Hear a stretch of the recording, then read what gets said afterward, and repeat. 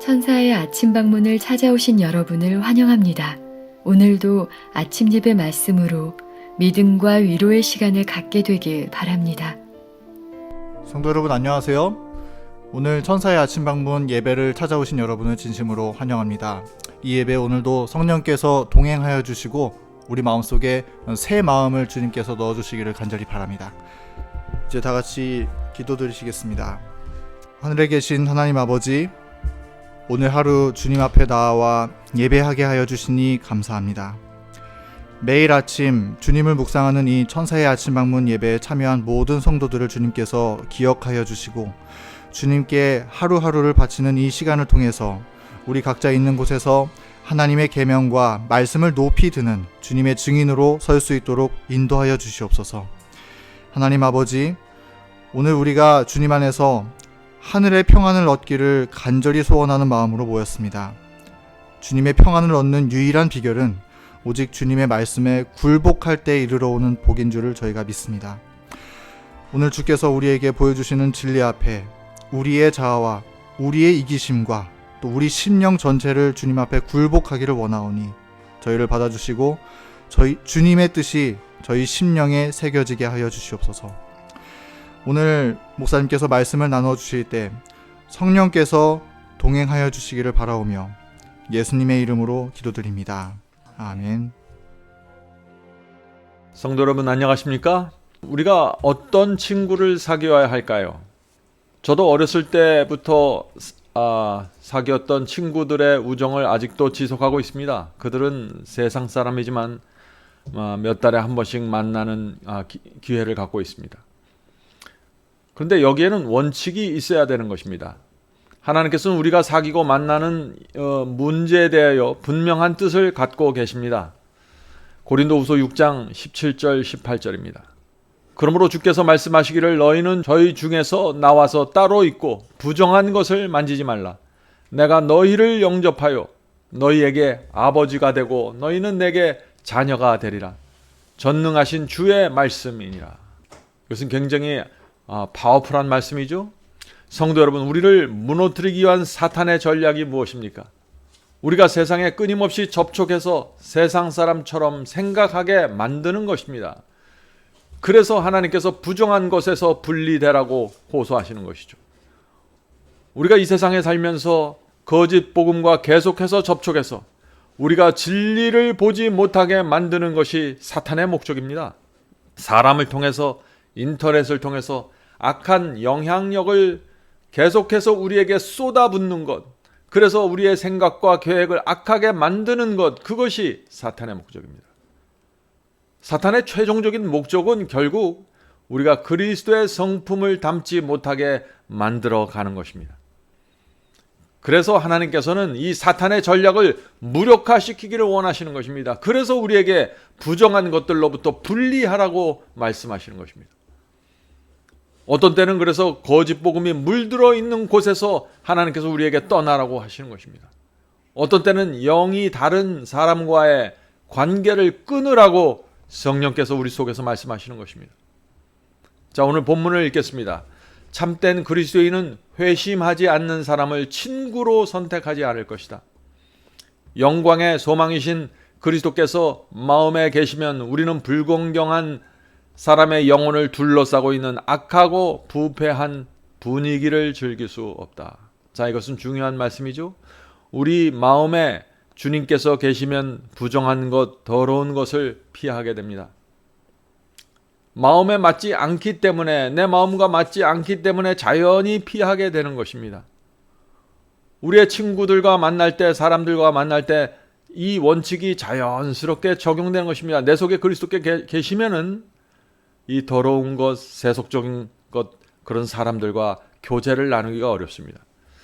계속 읽겠습니다. 영적인 사물들을 싫어하는 그대의 친구들은 진리를 실천하는 일을 통해서 세련되고 고상하게 되고 향상되지 않는다. 그들은 그리스도의 지도를 받지 않고 있으며 암흑의 임금의 검은 깃발 아래 서 있다. 많은 분들이 이런 질문을 합니다. 우리는 세상 속에서 살아야 하는데 어떻게 사람과의 관계를 끊을 수 있습니까? 신앙이 다른 친구와의 관계도 우리가 끊어야 하나요? 세상 사람과의 모임에선 어떤 태도를 취해야 합니까? 이것은 아주 실제적인 질문이죠. 종교개혁자 요한 웨슬러는 이렇게 대답했습니다. 우리가 거듭나지 않는 사람과 우정을 나누고 관계를 갖는 세 가지 경우가 있습니다. 첫째는 그리스도인의 예절과 예모를 지켜야 할 때 우리는 사람들과 대화를 하고 관계를 맺게 되는 것입니다. 그때 친절하고 온유하게 대화를 나눠야겠죠. 두 번째는 비즈니스나 직장에서는 사람들과 일과 관련해서 관계를 맺을 수밖에 없는 것이죠. 자, 세 번째 우리가 관계를 맺는 분들 누구냐 하면은 상대방에게 복음과 구원을 소개할 수 있는 가능성이 보일 때 우리는 관계를 맺는 것입니다. 자, 그렇다면 이런 질문이 또 있을 수 있는 것입니다. 내 친구가 복음과 말씀에 관심을 나타내지 않을 때는 끊어야 할까요? 라는 질문입니다. 그것은 상황을 잘 판단하셔야 합니다. 내가 그 친구에게 선한 영향을 주고 있는지 아니면 악한 영향을 내가 받고 있는지 판단하셔야 하는 것입니다. 만날 때마다 악한 영향을 받게 되고 쓸데없는 대화로 시간을 소모하게 되는데 그 사람과의 관계를 이어갈 이유가 있을까요? 없는 것입니다. 자, 사람을 만나다 보면 내가 이 사람과의 관계를 계속 유지해야 하는지 하지 말아야 하는지에 대한 성령의 음성, 마음의 음성을 듣게 되는 것입니다. 그래서 저 역시 세상에서 사귀었던 그런 친구들을 만날 때마다 느끼는 것은 이 친구들을 얼마나 내가 자주 만나야 될까, 또 만날 때 내가 어떤 영향을 주어야 될까 기도하고 고민하면서 만날 수밖에 없는 것입니다. 계속 읽겠습니다. 하나님을 두려워하지도 사랑하지도 않는 사람들과 교제하는 것은 그대가 그들을 예수께로 인도할 목적으로 사귀고 있지 않는 한 영성에 이롭지 못할 것이다. 그대가 그들을 향상시킬 수 없다면 그들의 감화는 그대의 신앙을 타락시키고 오염시키는 감화를 끼칠 것이다. 그대가 그들을 친절하게 대하는 것은 옳은 일이지만 그들과 교제하기를 좋아하고 교제하기로 선택하는 것은 좋지 못하다. 이는 그들의 영혼을 애워싸고 있는 분위기를 선택한다면 그대는 그리스도와 동행하지 못할 것이기 때문이다. 자, 친구들과 사귀는 것, 사람들과 교제하는 것 원칙은 분명하죠? 내 영성에 해를 주고 부정적인 영향을 주는 관계는 피해야 하는 것입니다. 그래서 바울이 너희는 저희 중에서 따로 있고 부정한 것을 만지지 말라고 한 것입니다. 자, 이제 질문을 생각해 보겠습니다. 자, 하나님께서 이렇게 악한 영향력을 주는 사람들이나 물건으로부터 분리하라고 하는데 왜 사람들이 그 더럽고 악한 것에서 분리하려고 하지 않을까요? 왜 거짓 복음과 악한 것들에서 분리하지 않을까요? 거기엔 이유가 있겠죠? 이유는 분명합니다. 사람에게 인정받기를 좋아하기 때문입니다. 내가 다수에 속하기를 원하고 안일한 삶을 살기 원하기 때문에 내가 부정한 것, 부정한 사람들, 부정한 잘못된 복음들로부터 떠나지를 않는 것입니다. 넓은 길을 원하기 때문이죠. 성도 여러분, 조심해야 합니다. 악한 영향을 주는 사람이나 물건으로부터 분리되지 않으면 결국 그런 사람들은 사탄의 편에 서게 됩니다. 그것이 성경 이야기고 기독교 역사입니다. 진리의 길을 걸었던 수많은 사람들이 그래서 외롭게 살다가 이 생을 마쳤습니다. 악에 물들어서 구원을 잃어버리는 것보다 외로운 것이 차라리 좋은 것입니다. 자, 마지막 본문 읽겠습니다. 온갖 수단을 다 동원하여 죄를 억누르려고 노력하라. 그러나 결코 한순간도 그대의 행위나 말이나 침묵으로 혹은 그대의 참석으로 죄를 승인하지 말라. 그리스도를 따르는 자라고 하는 사람이 죄를 묵인할 때마다 죄에 대한 그의 감각은 둔해지고 그렇게 하여 판단력은 타락하게 된다. 주께서는 원수의 땅에 발을 들여놓고 그가 존경하고 사랑하는 하나님께 불쾌한 담화와 행동을 선호하는 사람들에 둘러싸여 지내는 어떤 영혼도 지키실 수 없다. 향상시켜주는 경향을 가진 사람, 순결하고 거룩한 분위기에 둘러싸여 있는 사람에게 가깝게 달라붙어 있어라. 이것은 참 중요한 말씀이죠.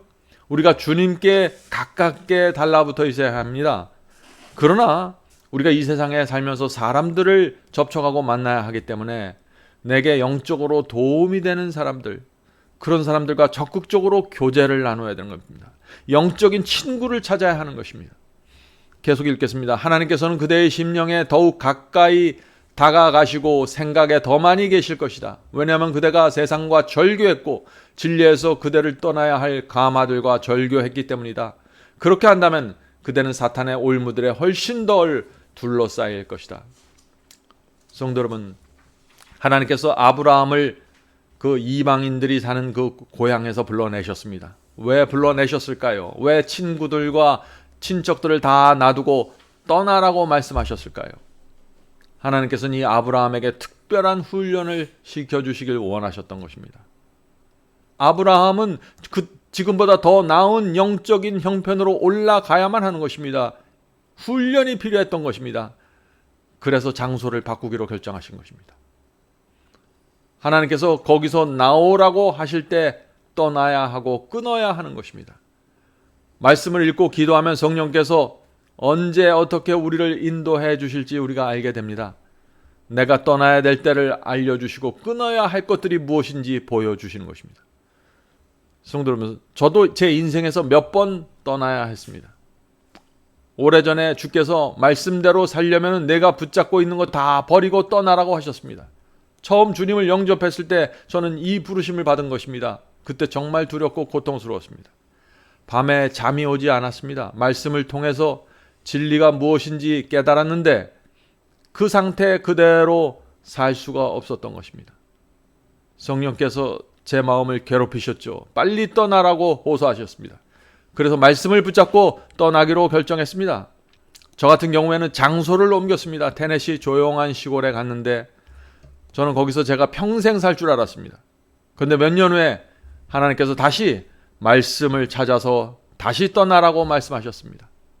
또다시 두려웠습니다. 이제 겨우 친구가 생겼고 환경에 익숙해졌는데 다시 짐을 싸고 떠나야 했습니다. 조지아주로 갔습니다. 그때 저는 거기서 예수께서 재림하실 때까지 나는 이제 이곳에서 살 것이라고 믿었습니다. 그런데 그렇게 되질 않았습니다. 여러 해가 지나면서 하나님께서 또다시 저를 부르셨습니다. 저는 또다시 떠날 수밖에 없었습니다. 성도 여러분, 지금 제가 무엇을 얘기합니까? 우리가 처음 받았던 그 빛을 그대로 고집하고 거기에 남아있으면 움직이지 않으면 어떻게 될까요? 우리가 붙잡고 있던 것들을 끝까지 고집하면서 나는 또 다른 빛을 받지 않겠다고 고집하면 어떻게 될까요? 컴컴한 어둠 속에 남아있을 수밖에 없는 것입니다. 저 역시 여기까지 올 수 없었을 것입니다. 주께서 부르셨을 때 계속해서 밝은 빛을과 말씀을 찾아 움직이지 않았다면 말씀이죠. 성도 여러분, 의인은 빛을 따라 움직이는 사람들입니다. 잠언서 4장 18절에 그 말씀이 있죠. 잠언서 4장 18절. 의인의 길은 돋는 햇볕 같아서 점점 빛나고 원만한 광명에 이르거니와. 성도 여러분, 의인이 가는 길은 빛이 밝아질 때 따라가는 사람들입니다. 처음에 아침빛을 보고 예수님을 믿고 교회에 다니게 됩니다. 그 빛은 아주 밝은 빛은 아닙니다. 그런데 그 빛은 가만히 있지 않죠. 시간이 지나면서 점점 더 광명한 빛으로 밝아지는 것입니다. 의인은 그 움직이는 그 빛을 따라가는 사람들입니다. 의인은 한자리에 주저앉아 있는 사람이 아닙니다. 어떤 사람들은 나는 이 교파에서 일평생 있었다라고 자랑하지만 그것은 자랑이 아닐 수가 있는 것입니다. 왜냐하면 빛은 움직이기 때문에 그렇죠. 성도 여러분, 하나님께서 말씀의 빛을 주시면서 거기서 나오라고 말씀하실 때마다 따라가는 사람이 의인입니다. 하나님께서 말씀을 주시면서 부르실 때 여러분이 붙잡고 있는 것을 내려놓고 빛을 향해 나가야 하는 것입니다. 그것이 의인의 길입니다. 자, 그런데 주께서 부르실 때 따라가려면 꼭 필요한 것이 하나가 있습니다. 그것이 무엇일까요? 그것은 말씀입니다. 반드시 말씀의 인도를 받아야 합니다. 어떤 분들은 말씀이 없이 그냥 이리저리 자꾸 옮겨 다닙니다. 이 기도원 갔다가 저 기도원 갔다가 하면서 길을 잃어버리는 것입니다. 말씀을 따라가는 것입니다. 중요한 것은 말씀입니다. 말씀을 공부하셔야 합니다. 매주 예배드리고 성경을 나 혼자서 통독하는 것으로는 부족합니다. 말씀을 체계적으로 공부해야 합니다. 내가 믿고 있는 모든 것을 하나님의 말씀으로 확인해야 하는 것입니다. 그렇게 할 때 주께서 우리를 점점 더 밝은 빛으로 인도해 주시고 보여주시는 것입니다. 오늘도 우리 모두 어린 양이 인도하는 대로 따라가게 되길 간절히 바랍니다. 자, 기도하겠습니다. 하늘에 계신 저희들의 아버지, 저희 주변에 부정한 것들이 많고 끊어야 될 것들이 있습니다. 주께서 보여주시고 알려주실 때 저희 중에 떨어져 나와 따로 서서 분리될 수 있도록 도와주시옵소서. 하늘에 계신 아버지, 그렇게 할 때 여러 가지 어려움이 생기고 친구들 사이에 외로움이 생기고 여러 가지 문제가 생길 수 있습니다. 그러나 저희가 주께서 원하시면 그 길을 가기 원하니 도와주시고 인도해 주시고 보여주시옵소서. 하늘에 계신 아버지, 저희가 저희의 남은 삶을 주 앞에 드리길 원합니다. 주께서 인도하는 대로 따라가길 원합니다. 빛이 움직이는 대로 저희도 움직이길 원합니다. 주여, 가르쳐 주시고 말씀으로 저희를 양육시켜 주시옵소서. 오늘 아침 예배드리는 성도들에게 함께해 주셔서 이 남은 생애가 말씀으로 인도될 수 있도록 도와주시옵소서. 말씀 없이 움직이지 않도록 도와주시옵소서. 오늘 하루 주께서 성령으로 저희의 발길을 인도해 주시고 저희의 마음에 하늘의 평안을 새겨 주시옵소서. 예수님의 이름으로 간절하게 기도드립니다. 아멘.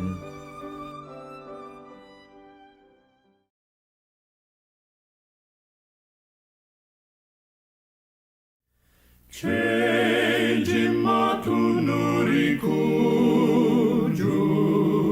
어찌 좋은 친구인지.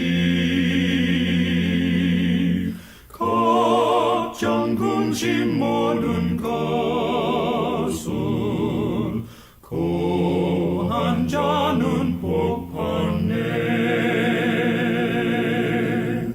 주께 굳지 않는 거로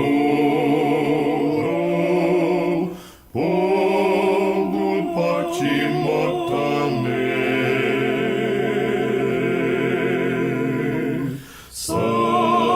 사람들이 어찌하여 모든 것을 거쳤나. 시험 걱정 모든 괴로움 없는 사람 누군가.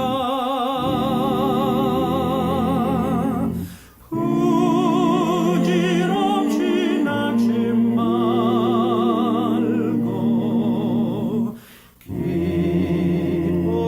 기도하려고 하세. 이런 진실하신 지